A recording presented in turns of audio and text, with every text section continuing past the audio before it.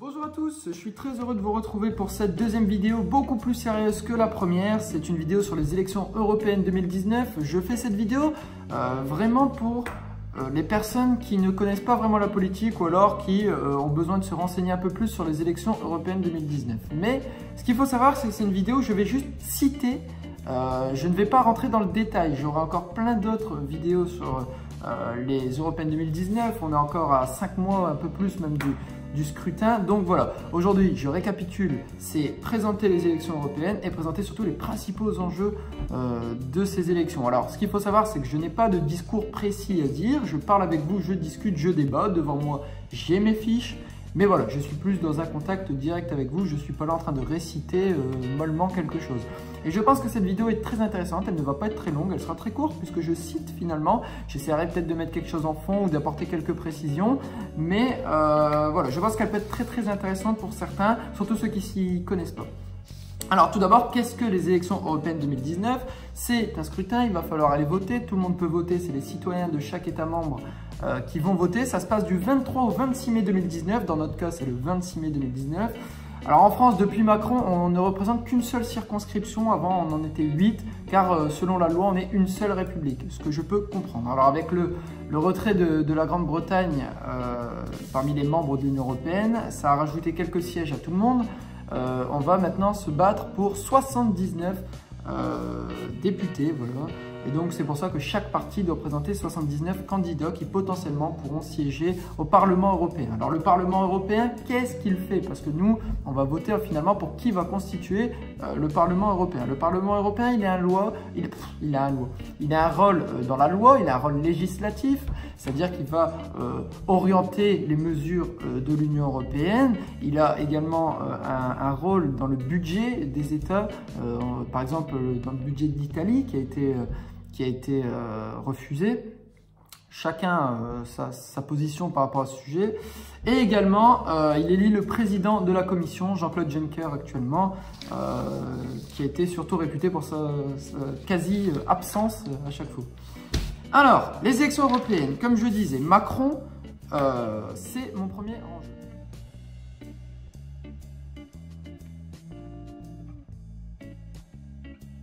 C'est bizarre parce que Emmanuel Macron n'a pas vraiment de rapport avec les élections européennes, si ce n'est que son parti, évidemment, sera là, comme tous les autres partis. Mais je pense que ça sera un vrai test pour Emmanuel Macron. C'est-à-dire qu'avec cette crise de confiance qu'ont les citoyens à l'égard, que ce soit de l'Europe ou même de la politique en général, Macron avait l'envie, au moment où il s'est présenté aux élections présidentielles, d'incarner le renouveau. Et aujourd'hui, 18 mois après sa prise de pouvoir, qu'est-ce qu'on se rend compte? Il n'a pas vraiment réussi son opération. Au début des sondages pour les européennes en janvier 2018, il avait 30%. Aujourd'hui, 17, 18, 19, ça dépend des sondages, donc il a perdu au moins 10 points, c'est énorme. Donc justement, on va avoir un choix à faire, c'est-à-dire Macron ou pas Macron. Alors, évidemment, dans toutes mes vidéos, je le répète, je ne prends pas position, ça, je fais juste dire les choses. Donc, soit on va en fait suivre la voie d'Emmanuel Macron, c'est-à-dire l'Europe, continuer dans cette Europe et suivre sa voie. Donc, il faut écouter tout ce qu'il dit. Et puis voilà, son parti est évidemment europhile. Je place des jolis mots. Et voilà. Et à côté de ça, on aura également la montée des populistes. Mais ça, j'y reviendrai après. Donc voilà, pour moi, le premier gros enjeu, c'est Macron. On sait que sa cote de popularité a énormément chuté. On sait qu'il y a les gilets jaunes. Encore hier, c'était très grave ce qui s'est passé. Donc, je pense que ça sera un réel test pour Macron parce qu'à part l'élection présidentielle et les législatives, il n'y a pas eu d'autres scrutins depuis. Donc, on n'a pas pu voir un petit peu ce que donne La République En Marche. Mais là, ça va vraiment être un test. On va pouvoir doser un petit peu, mettre le curseur à un certain niveau pour voir qu'est-ce qui se passe. Le deuxième grand point, évidemment, qui me semble presque logique, hein, et puis en 2014, c'était déjà le cas, c'est la crise des migrants.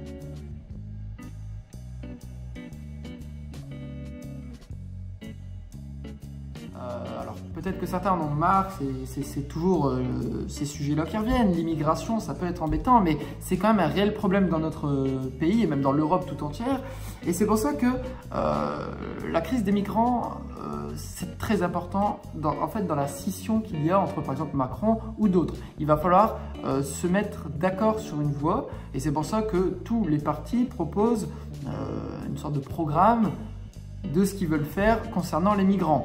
Par exemple, en Italie, on a eu Salvini, en Autriche, le ministre de l'Intérieur, et en Allemagne, le ministre de l'Intérieur également, forment en fait une sorte de trio, un axe, opposé à l'arrivée des migrants, et qui vont commencer petit à petit, parce qu'il y a une montée dans tous les États, à contrôler l'Union européenne.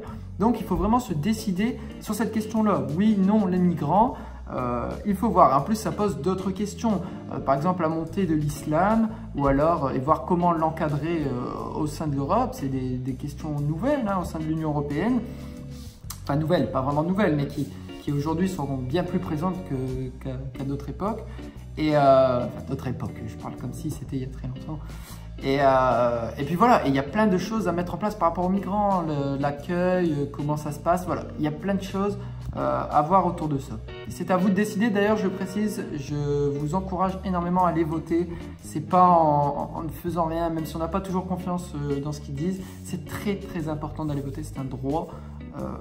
Et c'est même peut-être un devoir, parce que on peut quand même faire bouger les choses grâce à un vote, même si vous votez blanc, même si... Voilà, il faut le faire, ça montre qu'au moins on participe. Voilà. Je ne suis pas là pour faire l'apologie de quelque chose, je dis juste mon point de vue. Et c'est rare. Et le troisième grand point, évidemment, vous l'avez peut-être déjà trouvé, c'est l'écologie.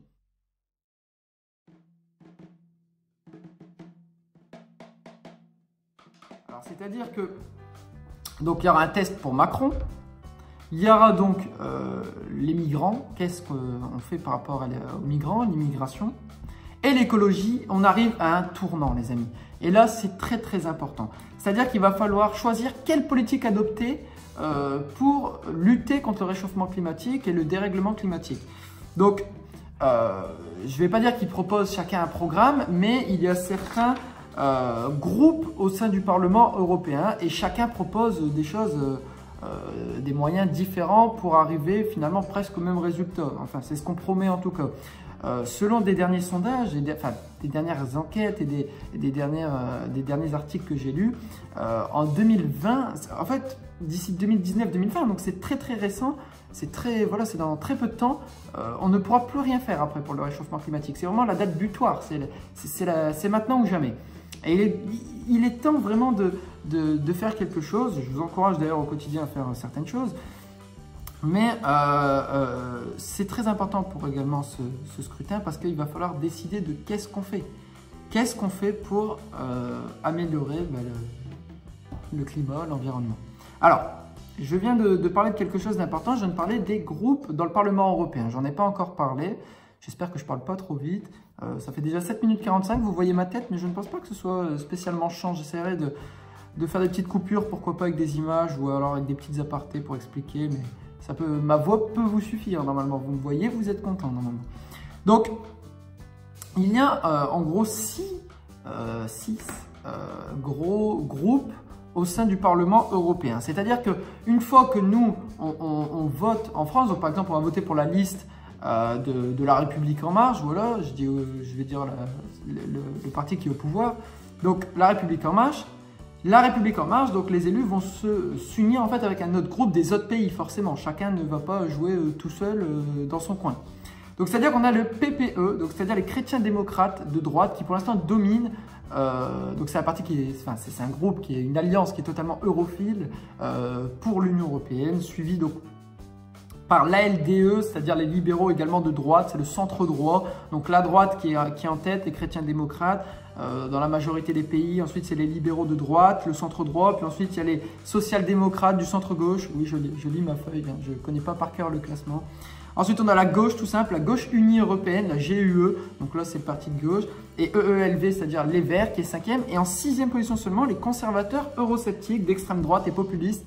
Et là, on attend vraiment pour le prochain scrutin une très grande hausse des eurosceptiques, et ce qui a le don d'agacer et d'inquiéter beaucoup de personnes qui souhaitent continuer avec l'Union européenne.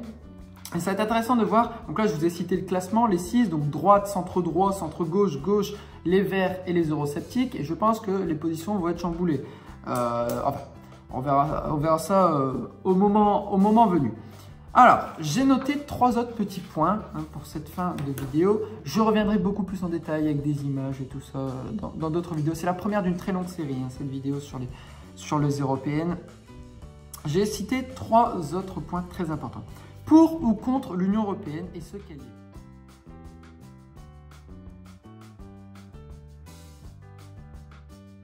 C'est-à-dire qu'on n'est pas obligé d'être contre l'Union européenne. Et ça, c'est très important. On peut tout simplement ne pas aimer cette Union européenne. Et on peut adhérer à une nouvelle. Il y a beaucoup de partis en France qui souhaitent non pas sortir de l'Union européenne, mais renouveler, donner peut-être plus de pouvoir aux États. Ça, c'est par exemple ce que propose Debout la France, mais il n'y a pas que eux. Voilà, il y a toujours des partis dans chaque pays qui proposent de réformer en donnant plus de pouvoir, que ce soit aux États souvent, mais qui peuvent aussi, il y a d'autres partis qui préfèrent donner plus de pouvoir aussi à l'Union européenne. Voilà, il y a toujours. Donc, il y a aussi cette question existentielle qui est vraiment qu'est-ce que l'Union européenne? Et c'est là où c'est très important. Alors, ça rejoint encore une fois un petit peu le débat entre Macron et les eurosceptiques, c'est-à-dire la voie vraiment de l'Europe ou la voie on n'en veut plus de cette Europe. Mais à l'intérieur de chaque voie, il y a plusieurs branches. C'est-à-dire qu'on n'en veut plus de cette Europe, mais est-ce qu'on continue sur une nouvelle Europe? Est-ce qu'on sort de l'Europe? Voilà, il y a plein de possibilités, encore une fois. Et c'est pour ça que c'est à vous d'aller voter et de choisir justement pour ou contre cette Europe. Est-ce que vous jugez que l'action de l'Union européenne dans votre vie, il faut s'intéresser un minimum, c'est sûr, mais voir un petit peu ce qu'elle vote, l'histoire des budgets, tout ça, est-ce que ça vous convient? Voilà, c'est une des questions également. Également, la montée en puissance des eurosceptiques.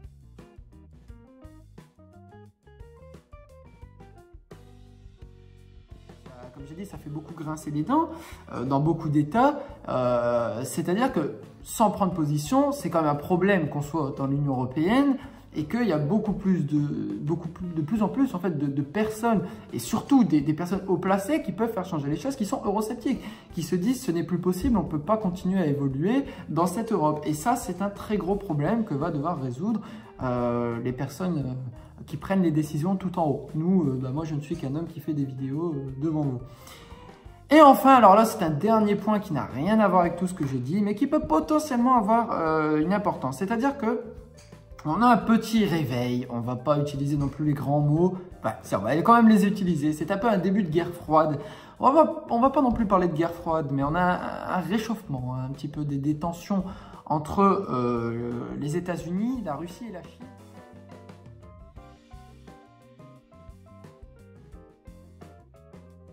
La Chine, de plus en plus, a un poids très important dans tous les domaines dans le monde, en fait, que ce soit économique, environnemental, dans tous les domaines, la Chine est très importante. Et c'est un début, un réveil de cette guerre froide multilatérale, un petit peu entre ces États-là. Et l'Union européenne peut jouer un peu le rôle de médiateur. On est censé justement représenter quelque chose de fort et puis pouvoir intervenir justement dans ces sujets-là. Donc voilà. Il faut savoir qu'il y a vraiment une crise de confiance de la majorité des citoyens. Apparemment, selon un sondage, il n'y a qu'un Français sur 2 qui est intéressé par les européennes. Et c'est un scrutin qui amène beaucoup d'abstention, en fait. Encore en 2014, il y avait énormément d'abstention. Et on a des États également plus divisés que jamais. On l'a bien vu aux élections présidentielles en France, où on a 4 partis bien différents qui font presque autour de 20%. C'est fou, c'est fou. On a La République En Marche qui fait 24%, on a Marine Le Pen, le Rassemblement National, Front National à l'époque, qui fait 21%. C'est énorme. On a Fillon, Mélenchon, c'est-à-dire des partis qui proposent des choses diamétralement différentes. Donc on est plus divisé que jamais. Donc je pense que le plus simple, c'est de s'intéresser aux questions que j'ai dit. Donc je répète, c'est-à-dire Macron, est-ce qu'on suit la ligne de Macron ? Qu'est-ce qu'on fait au niveau immigration, les migrants, et avec toutes les questions qui s'en suivent, la montée de l'islam, mais il y en a d'autres également, voilà, et il y en a plein d'autres. Comment on les accueille et tout ça. L'écologie, c'est très important, je pense que il devrait même être plus, on n'en entend pas assez parler à mon avis en fait. Je trouve que c'est un petit peu relégué au second plan ces derniers temps. pour ou contre l'UE et ce qu'elle est. Alors, est-ce qu'on veut la réformer? Est-ce qu'on veut en sortir? Il y a toujours des partis qui proposent d'en sortir. C'est à vous de voir. Et puis, voilà, lutter contre la montée en puissance des eurosceptiques. En tout cas, comme actuellement on est dans l'Union européenne, ce n'est pas normal qu'il y ait tant de personnes qui n'aiment plus l'Union européenne. Enfin si, ça peut être normal en fonction de ce qu'ils font, mais il faut régler ce souci en tout cas. Soit on en sort, soit... Voilà, il faut voir comment lutter contre ce problème. Et enfin, le débat, enfin le réveil de la guerre froide, hein, entre guillemets, ça peut paraître un petit peu fort de parler comme ça, mais c'est peut-être pas si fort que ça, parce que depuis qu'on a Donald Trump, entre la Chine, la Russie, bon, on ne sait pas ce qui peut se passer. On ne sait pas ce qui peut se passer. Ce serait bien vraiment d'avoir une Europe forte à ce moment-là, et unie surtout. Donc, au-delà de tous les clivages, je pense que c'est très important de réfléchir à ces questions-là et de se dire qu'est-ce que je fais. Alors même si on n'est pas toujours d'accord avec d'autres, il faut passer au-dessus, notamment par exemple pour l'écologie, et voir plus loin que le bout de son nez pour les enjeux de tous. Voilà, bon j'espère que cette vidéo de 15 minutes, là je vois, vous aura plu. J'aime pas vous poser des gros blocs où je parle comme ça, mais parfois c'est un petit peu nécessaire quand même, puisque je tenais vraiment à vous parler là en face à face de ces enjeux des Unions européennes. Je vous mettrai un petit tableau peut-être récapitulatif à chaque fois que je parle d'un point. Sur ce, je vous laisse, j'espère que vous avez apprécié cette vidéo et je vais bientôt revenir avec plus de vidéos, hein, des vidéos toujours des petits top 10 ou des petits tops ou des vidéos tout simplement humoristiques et surtout beaucoup de vidéos sur l'actualité politique et donc des vidéos plus sérieuses, notamment sur les européennes. On va suivre tout ce qui est sondage, tout ce qui est tête de liste. Voilà, il y en a déjà certains qui sont tête de liste. Je n'ai pas voulu rentrer dans les détails aujourd'hui. Et ne croyez pas que c'est parce que je vais rentrer dans les détails que la vidéo fera 1 heure. Elle sera beaucoup plus structurée. Là, voilà, j'avais besoin de vous parler et de vous expliquer très simplement ce qu'étaient les élections européennes 2019. Sur ce, allez voter, n'oubliez pas. Et je vous laisse. Peace. J'aurai le temps de vous le rappeler de toute manière.